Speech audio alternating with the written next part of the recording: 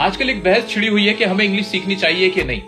आइए इस बहस को आज हमेशा के लिए खत्म कर देते हैं। सबसे पहले वो लोग, वो पॉलिटिशियंस जो इंग्लिश को बुरा बोलते हैं, उनके खुद के बच्चे कॉन्वेंट स्कूल में पढ़ते हैं, बाहर यूनिवर्सिटीज के अंदर, फॉरेन के अंदर इंग्लिश लैंग्वेज में ही पढ़ाई कर रहे होते हैं। रही बात इंग्लिश की, इंग्लिश एक इंटरनेशनल लैंग्वेज है। इनफैक्ट हमारे देश में एयर से लेकर डिफेंस तक, नेवी तक सब लोग इंग्लिश में ही कम्युनिकेट करते हैं। वहां की लैंग्वेज इंग्लिश ही होती है। हमारे खुद के सुप्रीम कोर्ट की लैंग्वेज इंग्लिश ही है।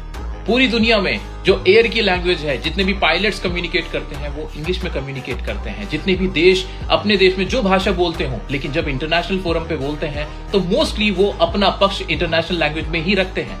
इनफैक्ट हमारे देश के राजदूत भी इंग्लिश लैंग्वेज में ही हमारा पक्ष रखते हैं।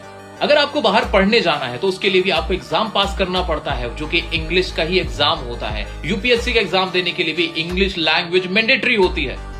एक अच्छा लॉयर बनने से लेकर एक अच्छा डॉक्टर बनने तक अपने ही देश में हमें इंग्लिश का ज्ञान होना बहुत जरूरी होता है। तो हमें क्या करना चाहिए?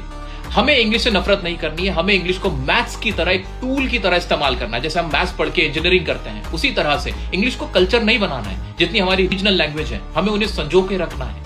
अपनी जड़ों को नहीं भूलना है और इंग्लिश को सिर्फ एक टूल की तरह इस्तेमाल करना है, जिससे हम अपनी खुद की भी ग्रोथ कर सकें और अपने देश का भी नाम रोशन कर सकें।